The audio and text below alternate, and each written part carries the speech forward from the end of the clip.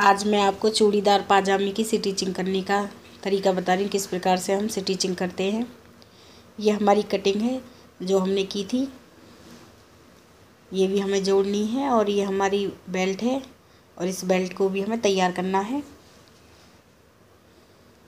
सबसे पहले हमें बेल्ट में वो कपड़ा जोड़ना है जो हमने अलग से बेल्ट के लिए लिया था जब बेल्ट कम थी।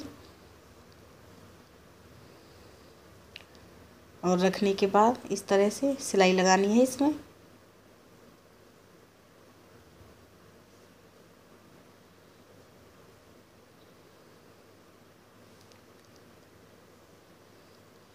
और जब हम सिलाई लगाते हैं तो सिलाई हमेशा एक ही सीध में लगाएं।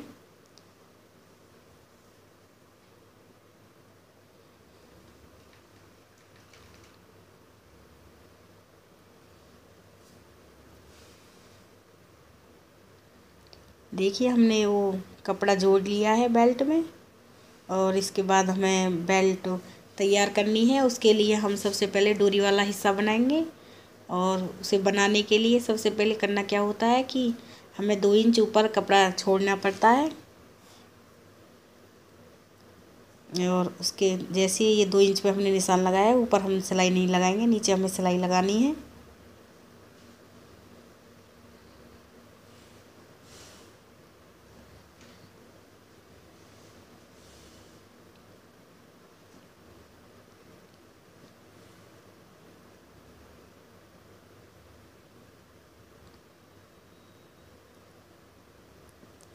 अब इसके बाद हम इसे फोल्ड करेंगे इस तरह से।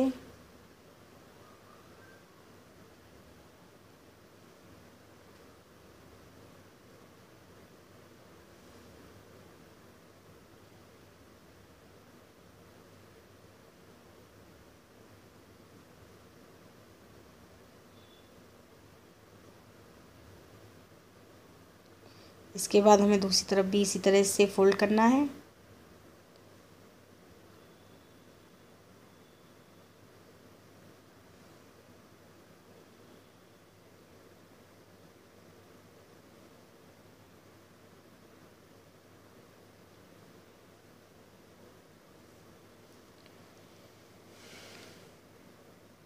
देखिए हमने दोनों तरफ इस तरह से इसे फोल्ड कर लिया है। और इसके बाद हम डोरी वाला हिस्सा इस तरीके से बनाएंगे। इसे फोल्ड करना है और फिर फोल्ड करना है और इसके बाद सिलाई लगानी है। और जब हम सिलाई लगाते हैं तो एक बात हमें हमेशा ध्यान में रखनी चाहिए कि सिलाई लगाते टाइम जितनी फोल्ड हम पहली बार में फोल्ड करते हैं कपड़ा, उतना ही हमें लास्ट तक फोल्ड करना होता है। इससे फिनिशिंग अच्छे से आती है, फोल्ड भी अच्छे से हो जाता है और इसमें झोल नहीं आता है। और इस तरीके से हमें फोल्ड करना है, आधे आधे इंच ही अंदर की तरफ फोल्ड करते हैं।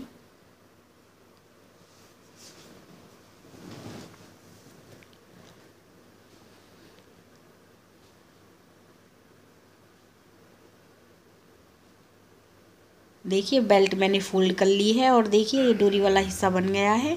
और इसके बाद जो ये सिलाई वो पाजामी है, इसमें जो कटाई थे ऊपर की तरफ, इन्हें जोड़ना है।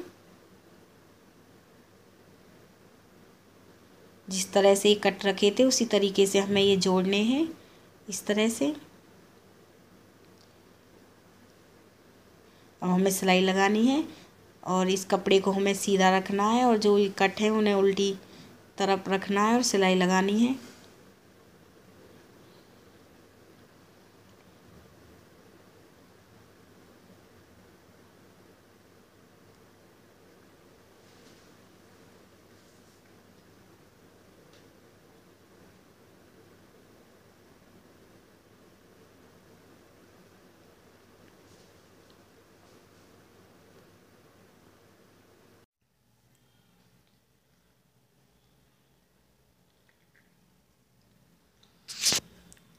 देखिए इसे इस तरीके से जोड़ना था।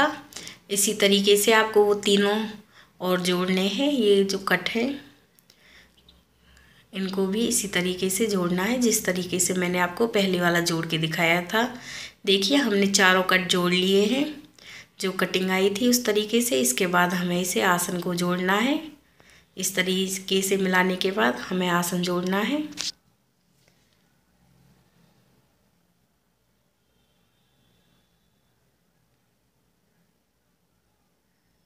सिलाई करते टाइम हमें एक बात ध्यान में रखनी होती है कि सिलाई हम एक ही सीध में करें, इधर उधर ना निकालें, ताकि सीधी सिलाई करने से फिनिशिंग अच्छे से आती है।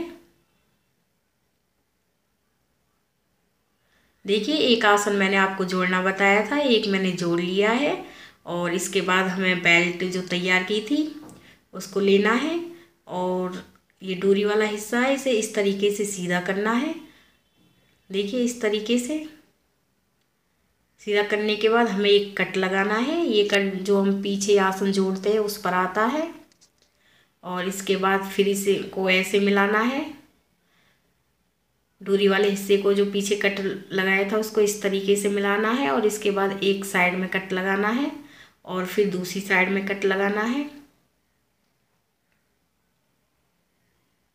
और इसके बाद इसे इस तरीके से रखना है। जो डोरी वाला हिस्सा है इस तरीके से हमें आसन को इस तरीके से मिलाना है। और इसके बाद बेल्ट को हमें नीचे की तरफ रखना है,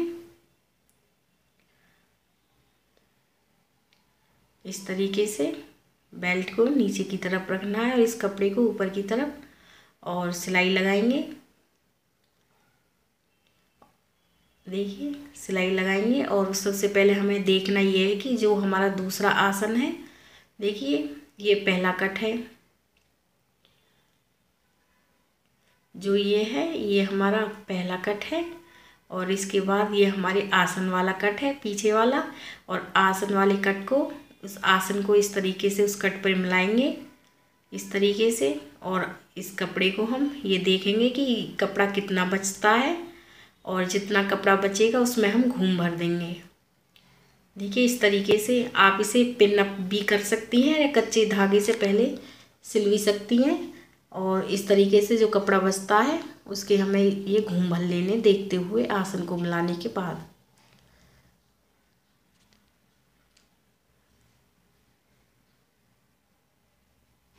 और छोटी छोटी हमें इसमें ये प्लेट डालनी है।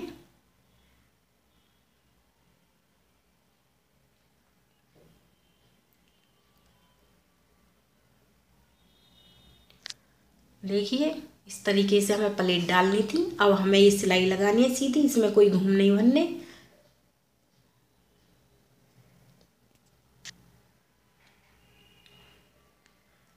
देखते हुए फिर एक बार हम फिर देखेंगे आसन को सही जगह पर आ रहा है या नहीं। कट पर है तो फिर सिलाई लगाएंगे।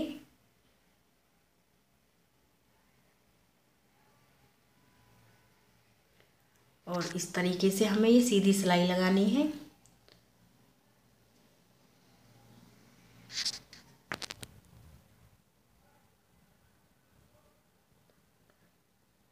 और फिर भी यदि आपको समझने में कोई भी परेशानी हो तो आप कमेंट करके ज़रूर बताएं। देखिए, इस प्रकार से ही हमें ये सिलाई करनी है।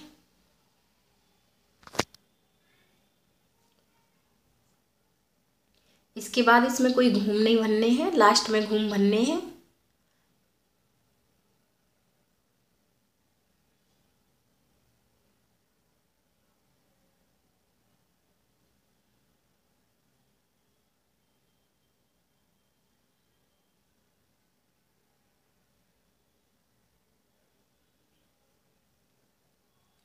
इसी तरीके से हमें ये पूरी सिलाई लगानी थी।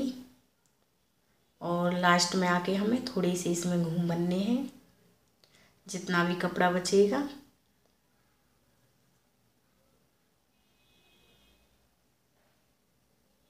देखिए, ये हमारा कपड़ा है और थोड़ी और सिलाई लगानी है और इसके बाद हमें इसमें घूम बनने हैं।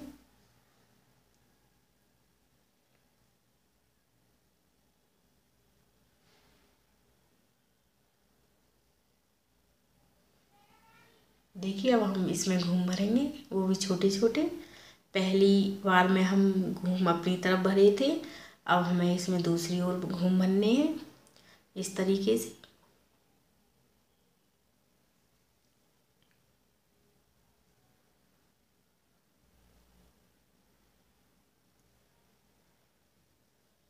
देखिए मैंने ये बेल्ट जोड़ ली है। इसके बाद हमें इसे ऐसे सीधा करना है और इसके ऊपर सिलाई लगानी है।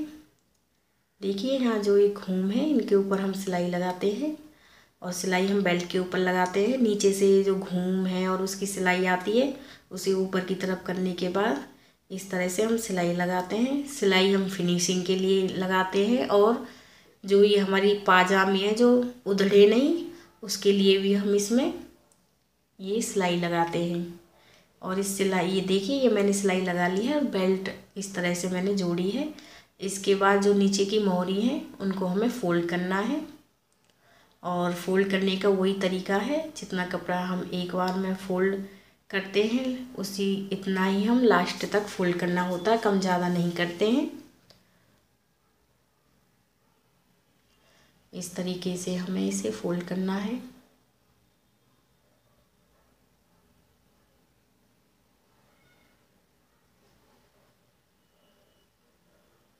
देखिए मैंने पहली मोहरी आपको फ़ोल्ड करनी बताई थी, इसी तरीके से मैंने दूसरी मोहरी भी फ़ोल्ड कर ली है।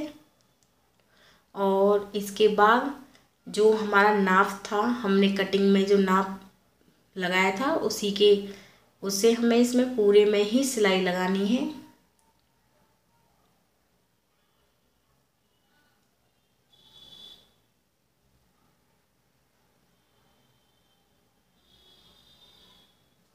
देखिए मैंने इसमें सिलाई लगा ली है इस तरीके से।